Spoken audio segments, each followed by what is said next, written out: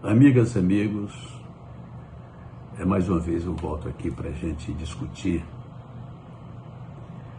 o que eu considero muito importante para a economia brasileira, para todos nós brasileiros, é a reforma tributária e fiscal que está sendo finalizada pelo Congresso Nacional. Então eu trago aqui alguns pontos que eu acho que poderiam ter sido detalhados com maior profundidade no documento que está sendo aprovado finalmente pela Câmara dos Deputados.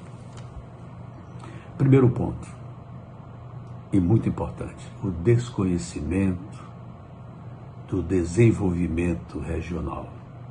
O Brasil é composto de 5 regiões e tem grandes diferenças pessoais e territoriais.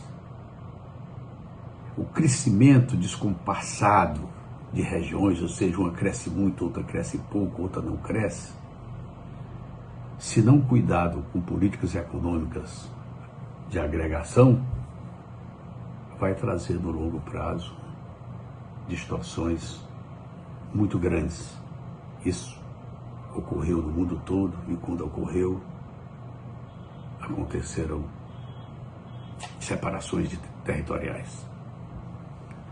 Nós temos hoje uma região que é extremamente cobiçada pela humanidade, a região da Amazônia.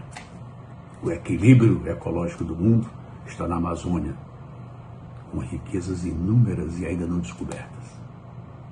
Totalmente cobiçada. Precisamos atentar para isso e, partindo da reforma tributária e fiscal, criar mecanismo de apoio a essas regiões, que é o caso do Norte, do Nordeste, do Centro-Oeste e assim por diante. Esse é o primeiro ponto e muito importante. O segundo ponto, que também é muito importante, é a centralização dos recursos em Brasília. É o poderoso do momento em Brasília e 26 estados de joelhos, de mãos estendidas, subservientes. Essa distorção faz com que os recursos, até chegar, saindo de Brasília até a origem, ele não vai chegar na quantidade que foi aprovada. Ele vai ser diminuído no caminho, vai ser gastos com custos no caminho, ou com negociações no caminho. Esse é um ponto, como a implementação da reforma vai de 8 a 10 anos, que a gente tem que discutir nesse trajeto para ver se minimiza essas distorções que vão ocorrer com toda certeza. Um outro ponto é que a tributação do setor de serviços é incompatível com a sua contribuição. Afinal de contas, o setor de serviços é o setor que mais emprega. Ele está sendo penalizado e poderá ocorrer uma diminuição do emprego, ou seja, um desemprego em alguma quantidade e, por outro lado, até diminuir a expansão do emprego.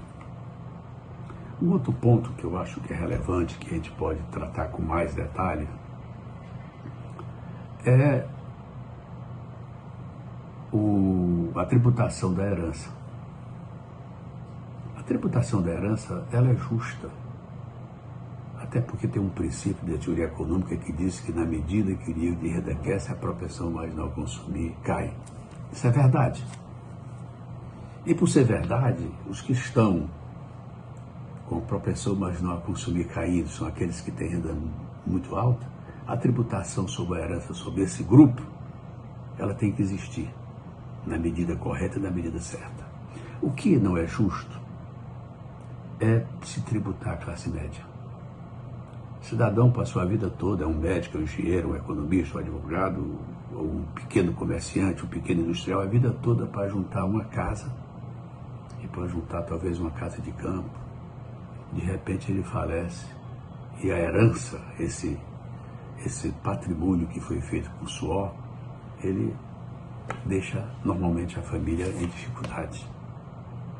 Então esse ponto é que eu vejo que no caso do Brasil, a gente possa tributar, por exemplo, os grandes empresários, ou do setor financeiro, do setor industrial, do setor mesmo de serviços, mas que não penalize, por exemplo, a classe média. Você veja, por exemplo, a Flórida, até 10 milhões de dólares, não existe esse imposto na Flórida. Até 10 milhões, eu estou 50 milhões. Acima disso, você tem, ela é pesada. Ok? Fica esse lembrete aqui e eu agradeço mais uma vez a atenção. Vamos passar para um outro momento de discussão antes do fim do ano e discutir os números da economia brasileira. Muito obrigado mais uma vez pela atenção.